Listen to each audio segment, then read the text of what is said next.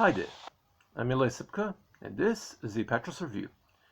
Now this is the second half of the D Spectrum 15, which is a perennial special I do every 25 episodes to focus on the crap I saw over those preceding 25 episodes. As always, I need to explain that the films covered in this special are all graded of a grade that falls within the lowest 3 levels of my grading ladder, and these are D+, 3 out of 10, for works that are disappointingly mediocre, although they're not unwatchable. Usually only the fans of such works will appreciate them. A D, 2 out of 10, which is for works that are roundly bad, having no style, technical prowess, or competency to them, and which are only recommended for masochists and die-hard fans, and the D-, 1 out of 10, which is reserved for the worst of the worst. And anything I review that has a D- are not fit for viewing by anyone, except if you're a hardcore Bad Movie Masochist. Now let's go on with the remainder of it. First up, Wizards of the Demon Sword. This was directed by Fred Olen Ray in the year 1991. I gave this one a D. Legendary B-grade science fiction, action, horror, softcore, and general movie shock director Fred Olen Ray was a bit late to the party by making his fantasy flick back in 1990, which was released in 1991.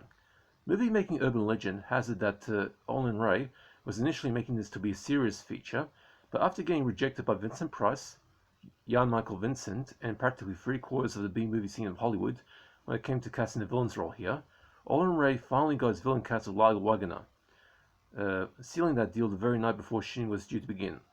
Once they started shooting, however, Waggoner gave such a hilarious performance in the early scene that Fred Olen Ray decided, alright, this be a comedy now, and turned what could have been an atrociously tacky Z-grade barbarian flick that you were supposed to take seriously into an atrociously tacky Z-grade barbarian flick you were not supposed to take at all seriously. So basically, it turned into a parody of the genre, which actually works best for that particular thing. Now, once you find out this is a parody, it will go down a whole lot smoother, and professional Bad Movie Masochists like I am will enjoy this a whole lot more, knowing we were supposed to laugh our asses off at this one. On a technical level, the movie looks decent enough, something that was made with practically no gas money in the budget tank, but that's because unlike a lot of schlock directors, Fred Olen Ray is an extremely experienced filmmaker, and he knows how to get the most out of his shoestring budgets. Plus, he also knows how to have some fun and invite us in on the fun as well. While this movie is straight up trash, at least the little quirks that essentially tell you go ahead and laugh at me all you want, makes this a rather masochistically enjoyable bad movie. Still, it ain't so bad it's good, so the D, 2 out of 10 is all I'm giving it.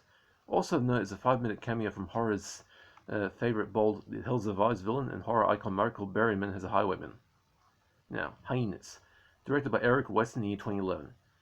Again, this one a D-, atrocious. I actually reviewed this film twice. I reviewed it for the first time back in Halloween 2019, but I redid the review because that original review had poor sound quality. Now, Hyenas was a laughably terrible direct-to-video B-movie that came out at the early end of the 2010s and has been very quickly considered turkey by practically everyone who's ever laid eyes on it. I found this movie to be utterly atrocious and devoid of any redeeming qualities. But if you're a Bad Movie Masochist, this will be an awesome sight to behold due to its unfiltered pure badness.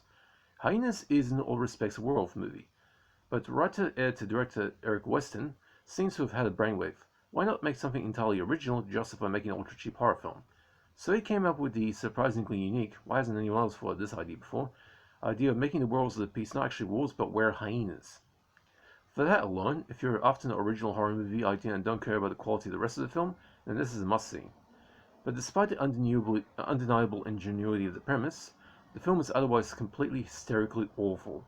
The dialogue is atrocious, as is some of the acting.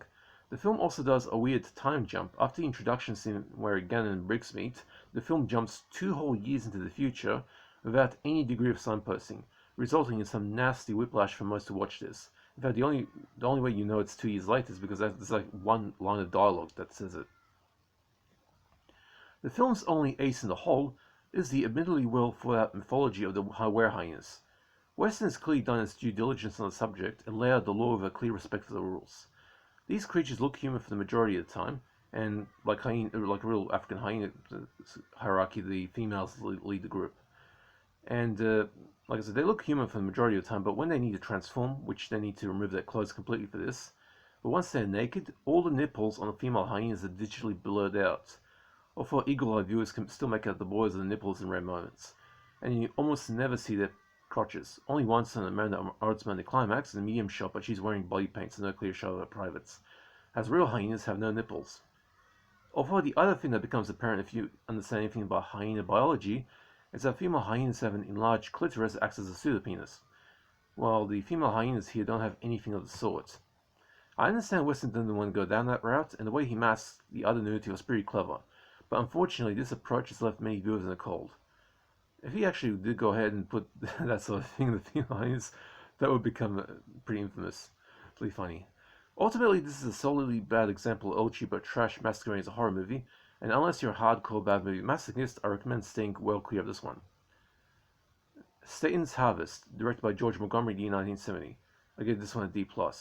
Despite the title, Satan's Harvest is not a horror film.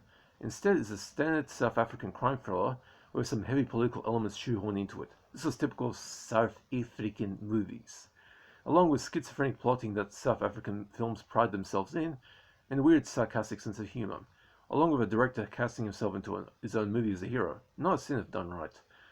The one scene that stood out for me was the climax, where the heroes managed to acquire a prototype body armor suit made by a 1920s Chicago gangster, along with a pair of pistols that have modified side triggers that fire by squeezing them on your armpit.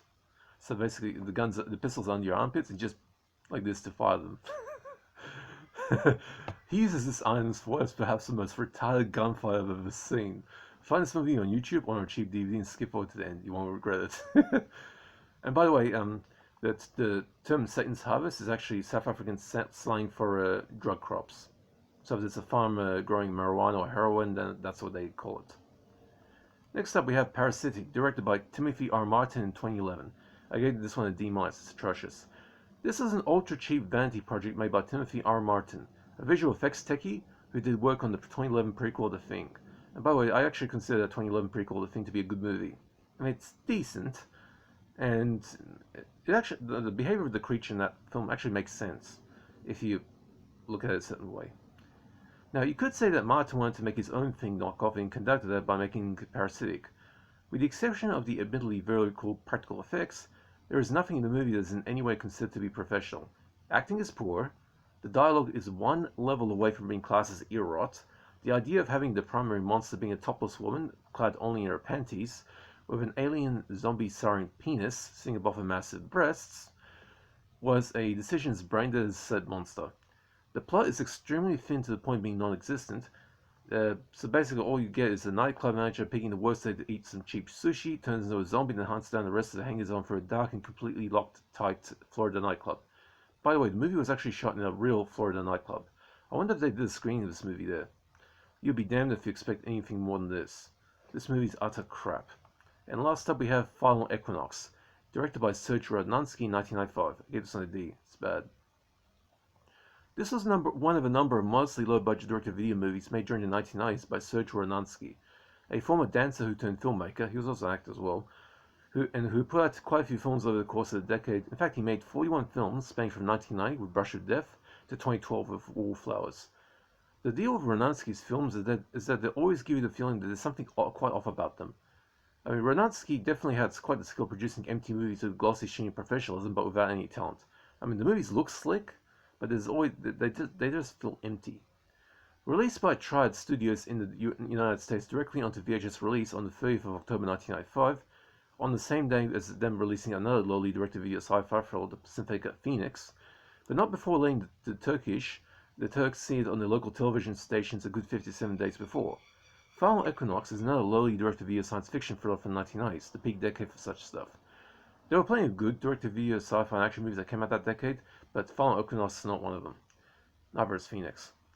Directed by Serge Rodnansky's professional skill, but from a poorly written script that obviously feels like Rodnansky just put 90s action movie cliches together, as well as a taste of that ridiculous Chariots of the Gods bunkum that's been the focus of the History Channel for the latter half of the 2010s.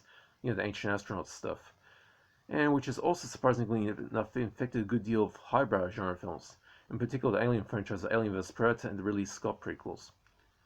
This is far from the best of the 90s direct-to-video action genre, with things like some bad framing, not enough headspace for the medium shots, and in that review I actually explained how, in order to frame a shot correctly, you have to have at least about this much space between the top of the guy's head, the character's head, and the top of the frame.